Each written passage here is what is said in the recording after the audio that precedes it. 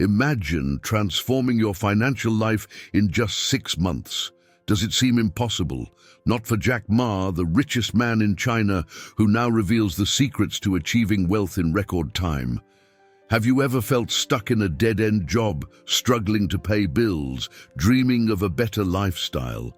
Jack Ma was exactly where you are now and found the key to financial freedom. In this video, he shares the strategy that took him from poverty to the top. Get ready to discover how you too can change your destiny and achieve the prosperity you've always desired. So let's get started. Have you ever wanted to change the world? Have you ever felt that way? A long time ago, I wanted to change the world, but I realized that it was impossible. Have you ever found yourself thinking like that? Now, after many years, I decided to think differently, and I believe you will agree with me. I think that to change the world, we need to change ourselves, because if each one of us thought this way, the world would be a better place. The problem is that we always try to change something or someone, but never ourselves. I discovered that change starts from within. To change my external world, I first need to change my internal world. Changing ourselves is more important and easier than changing the world. Let me ask you a question. Have you ever been rejected in life? If so, you know it's awful. The feeling of rejection is horrible, but we need to overcome it. Look at what happened to me. A while ago, I tried to get into Harvard, but was rejected 10 times. When KFC opened a branch in my city in China, 24 people applied. 23 were hired, and I was the only one rejected. This taught me a profound lesson because I believe that life constantly gives us gifts, and sometimes the no we receive today is a blessing in disguise. What we think is a disaster is actually a blessing. It's just God preparing something better for each of us. This taught me that it's important to cultivate our mind, culture, values, and wisdom to achieve success in all areas of life. So let's do an exercise. Comment: no matter how many no's I received, God always has the best for me. Just comment this. No matter how many no's I received, God always has the best for me. When I see this comment, I'll give it a heart because I know you are more than a conqueror. Now that you've commented, let's continue. One of the secret keys to success is understanding and accepting that we all have attitudes and mindsets that can either hinder or help us succeed. The lack of financial success is usually the result of wrong habits and bad decisions we make daily. But there is still time to change our habits and start on the path to personal and financial success. When effort becomes a habit, success becomes constant. Our habits have a great impact on our physical and emotional well-being and also shape our behavior, which ultimately determines whether we will succeed or fail in our lives. Some habits must be left behind and avoided at all costs. It's no secret that spending more than we earn harms our budget. But there are less obvious practices that can also lead to financial problems, or worse, cultivate a scarcity mindset. Some habits can undermine our abundance and success. It's crucial to avoid them at all costs. To help you, I've listed some habits you must immediately abandon if you want to achieve success and prosperity. First habit, the habit of self-pity. The seed of poverty begins to sprout when we develop the habit of feeling sorry for ourselves and constantly complain about what's going wrong in our lives. Not having the desired success, adequate income, necessary education, or dream home can lead us to constantly lament. This is a sign of self-pity. People who constantly feel sorry for themselves drive friends away. No one wants to be around someone who only shares bad news and negativity. Self-pity is useless. We can avoid self-pity by starting not to feel sorry for ourselves and stop blaming others or the universe for events in our lives. It's difficult, but not impossible. If we want to achieve success, it's time to change this habit. Don't feel sorry for yourself when you fail in life, because you are sure to bounce back since you are a winner. Second habit, the habit of procrastination. This habit is terrible, and we must be very careful, or we become unproductive.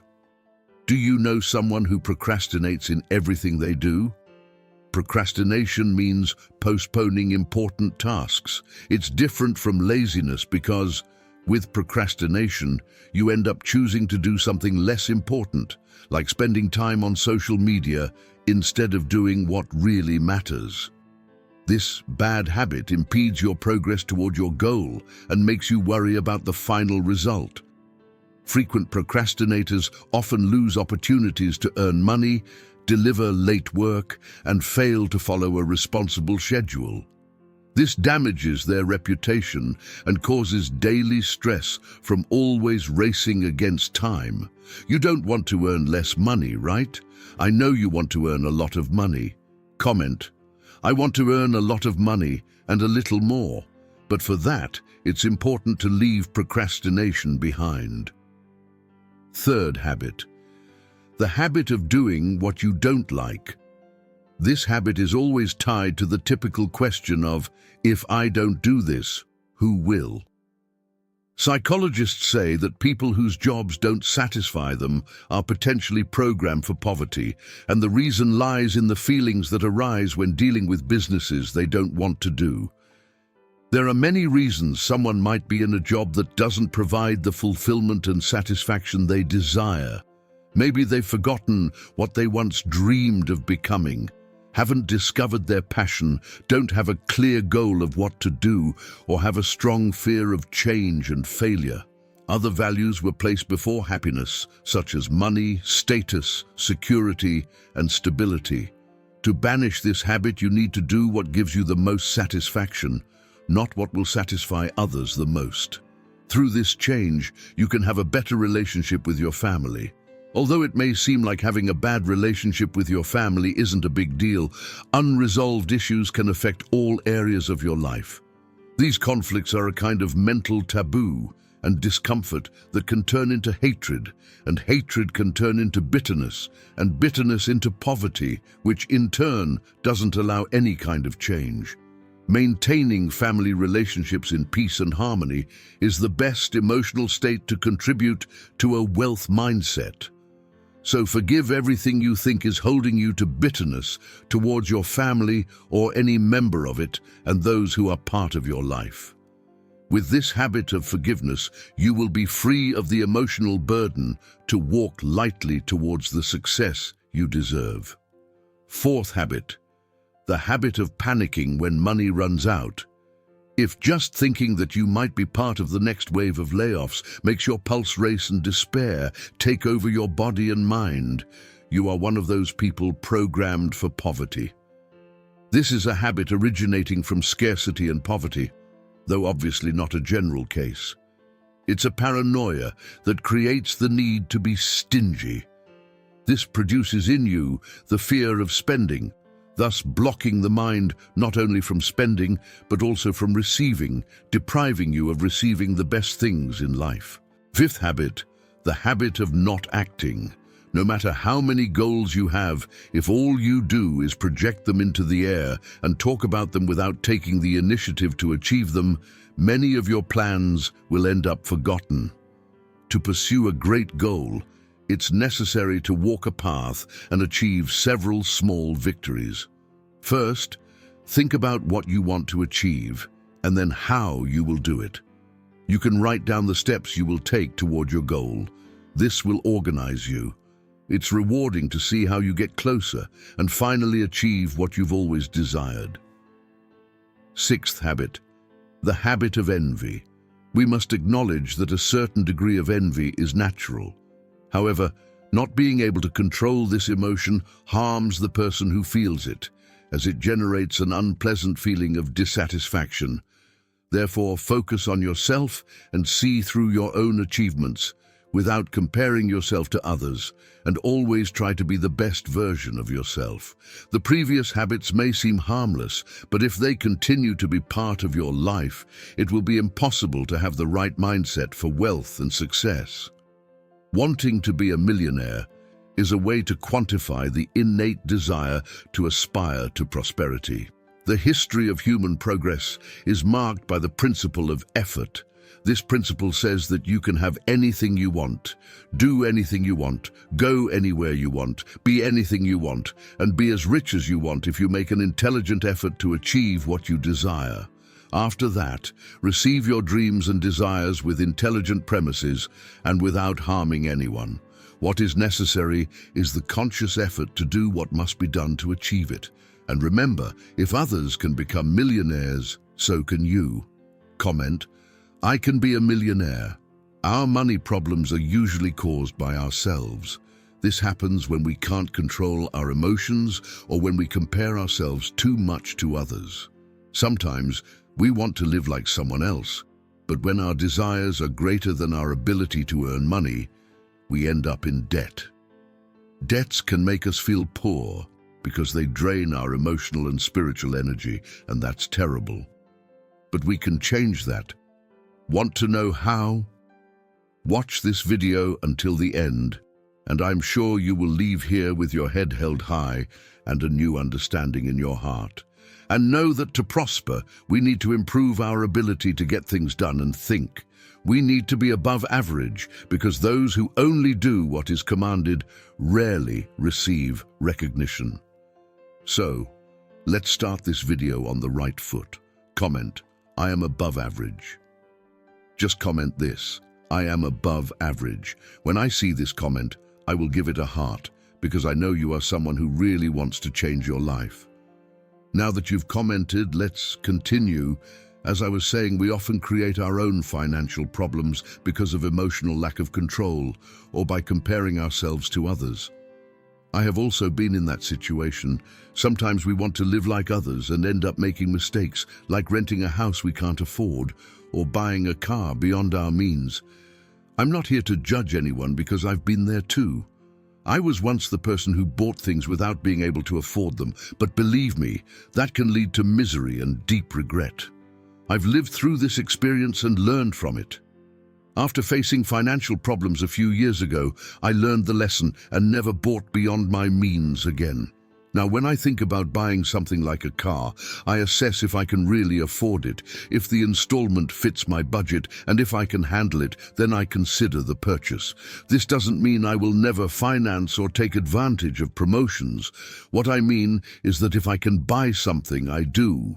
But if I can't afford a more expensive car, I need to prioritize what's more important: appearing rich to impress others or managing my finances responsibly.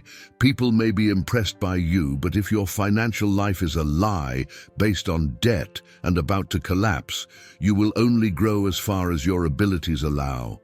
Many say that what a person has is the result of their ability, but what about heirs? For them, the original ability no longer matters because they inherited their wealth. But someone, at some point, had the ability to build that fortune. Now, the person who inherited, is she capable of maintaining or even multiplying the value of the received inheritance? Ability is fundamental to determining the level of prosperity. When our desires exceed our production capacity, we start accumulating debts. And these debts make us feel poor because they drain our emotional and spiritual energies. Therefore, don't let yourself be carried away emotionally to the point of desiring more than you can produce financially. Your ability to generate wealth needs to be greater than your desires. The fewer material desires you have, the more likely you are to prosper.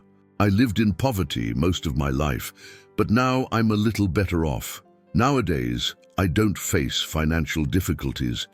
If I had to point out only one reason for this, it would be my mindset. God's blessing has always been with me, but it's important to understand that this blessing doesn't guarantee money.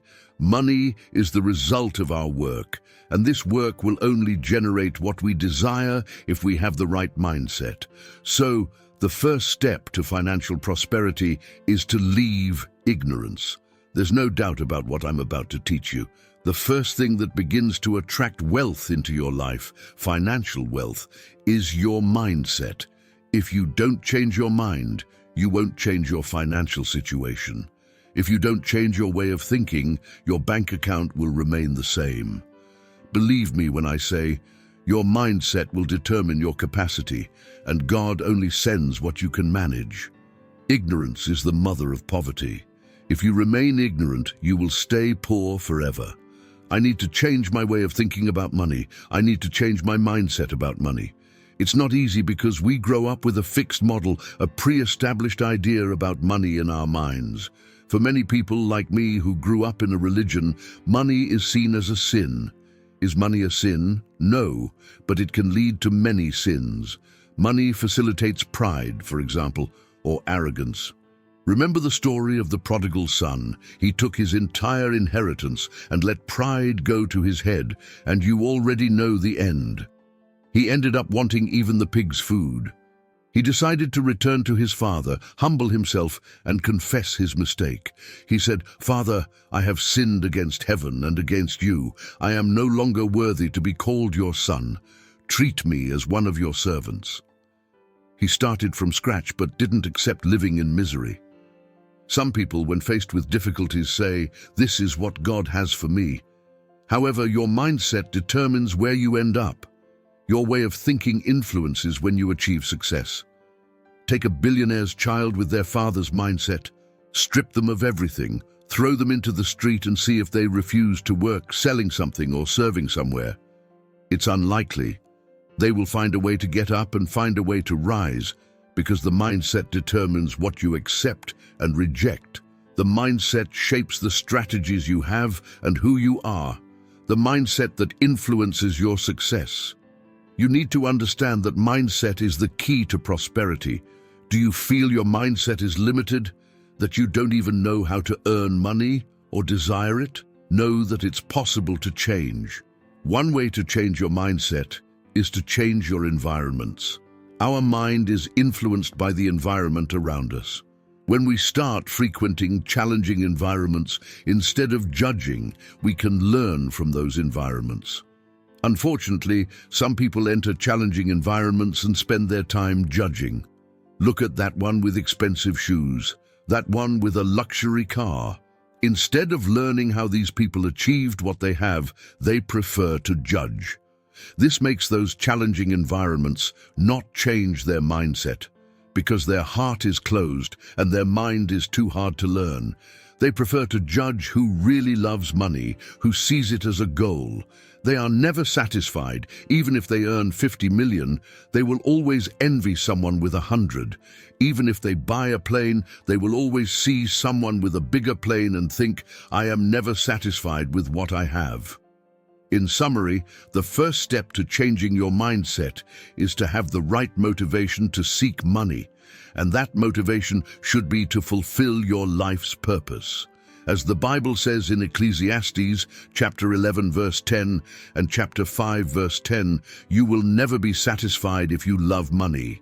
If you want to be rich, you must have few desires. If you want to be poor, you must have many desires. Even those who earn $1 million a month and have many desires never stop desiring and end up feeling poor. On the other hand, those who earn $10,000 or $5,000 a month and have few desires feel satisfied because their desires determine how they feel. What's the problem with people? They want money for money's sake. They want to do business just to get rich, to buy luxurious things, and show others they are winning in life. However, this behavior can cause emotional diseases, doesn't attract divine blessing, and never brings true satisfaction. When we see people who have achieved success in life without giving up their faith in God and still prosper financially, we understand that by following this teaching, changing our mindset and placing our trust in God, money becomes a natural consequence of investing in our life's purpose. Yes, money is essential for our life. We need money to pay bills, for our children's education, to buy food, and much more. The problem arises when money becomes our master, when we start to idolize it. Prosperity with God's blessing is important, but it's crucial that money isn't placed first in our lives. We must understand that money exists to serve us, not the other way around. Moreover, it's essential to understand that there are basic principles of prosperity. The first is the mindset. We need to have a prosperity mindset, a wealth mindset. Secondly, it's important to have a shielded heart, a firm heart that isn't swayed by the superficialities and materialities of this world. Those who are easily impressed by material things are not yet ready to truly prosper. The third thing you need to do if you really want to prosper is to learn to work with strategies and to sell. That's right, even in the biblical story of Elisha's widow, we see that if you don't work and sell, you won't succeed. Let's remember this story. The widow's husband worked for Elisha at the school of the prophets.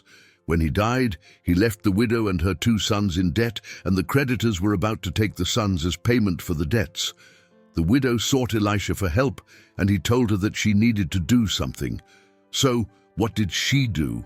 Elisha instructed her to gather all the containers she had at home. Even though she thought she had nothing, there was always something God could use.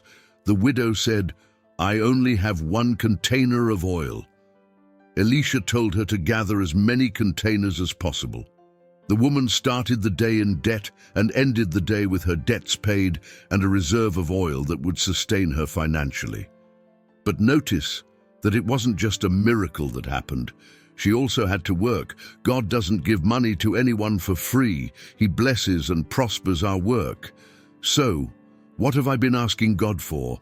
I've been asking for strategies, health, and wisdom. Money won't prosper emotionally, spiritually, or in the family, but financially, a person has money because of what's written in chapter 25 of the book of Matthew, starting from verse 14. It says, "It is like a man who, going on a journey, called his servants and entrusted his wealth to them. To one he gave 5 talents, to another 2, and to another 1, each according to his ability. Then he went on his journey. After a long time, the master returned and settled accounts with them. The one who received 5 talents brought the other 5. 'Master,' he said, 'you entrusted me with 5 talents. See, I have gained 5 more.' His master replied, 'Well done, good and faithful servant. You have been faithful with a few things. I will put you in charge of many things. Come and share your master's happiness.' The servant who had received 2 talents also came.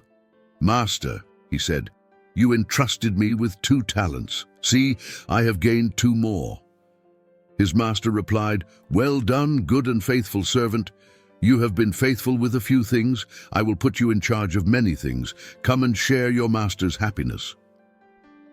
Then the man who had received 1 talent came. 'Master,' he said, 'I knew that you are a hard man, harvesting where you have not sown and gathering where you have not scattered seed. So I was afraid and went out and hid your talent in the ground. See, here is what belongs to you.' His master replied, 'You wicked, lazy servant. So you knew that I harvest where I have not sown and gather where I have not scattered seed? Well then, you should have put my money on deposit with the bankers, so that when I returned, I would have received it back with interest. Take the talent from him and give it to the one who has 10 talents. For whoever has will be given more, and they will have an abundance. Whoever does not have, even what they have will be taken from them. And throw that worthless servant outside into the darkness, where there will be weeping and gnashing of teeth.' He wanted to do what was right, but ended up losing everything. Because the Bible says that whoever doesn't have, even the little they have, will be taken and given to the one who has more. So, the one who had 5 talents multiplied to 10 and now has 11, including the one he didn't work to have, because the little the other had didn't bear fruit and was transferred to the one who had a lot. That's why those who don't produce end up serving the one who is producing. Those who don't multiply will have to transfer to the one who is multiplying. This has been in the Bible and has worked for 2,000 years. Multiplication happens because of our mindset and capacity. They provide us with even more. This is amazing. Do you know why you don't have what you need? It's because you may be desiring more than you produce financially or haven't yet developed your capacity. When someone is at the right level of capacity and is satisfied with it, they don't produce more.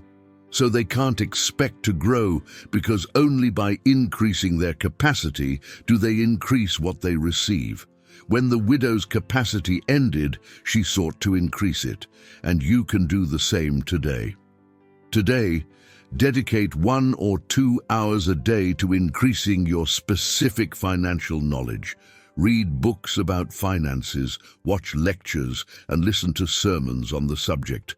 Start acquiring information and seeking knowledge. Increase your capacity. There comes a time when we need to decide whether we want to continue in a life of scarcity and financial difficulties, or if we want to prosper. To prosper, we need to start increasing our capacity for achievement. Prosper means doing beyond, doing more than is asked, exceeding expectations, and delivering more than promised, because the one who does only the minimum necessary is useless. If you work for someone and always do the minimum, what makes you different? What gives you value, including financially? The secret is to develop skills, to do what few do. It's increasing your capacity. It's having an active mind. It's thinking, it's acting. It's not enough to follow orders without thinking. The more you think, produce, and surprise, the more you prosper, the more opportunities arise. Therefore, we need to decide to change, increase our capacity, and completely transform our results through it. If you're not satisfied with your financial situation, the first step is not to accept it. Start changing. Those who conform with what they have won't have the strength to change. This was the first video where we talked about how to get out of debt and start prospering financially. I have much more to share with you. If you want me to do part 2, then comment, "Do part 2." So I will. Now, I'll leave 2 videos on your screen where I talk about how you can get out of poverty and achieve prosperity in a short time. Click on them and go watch them now.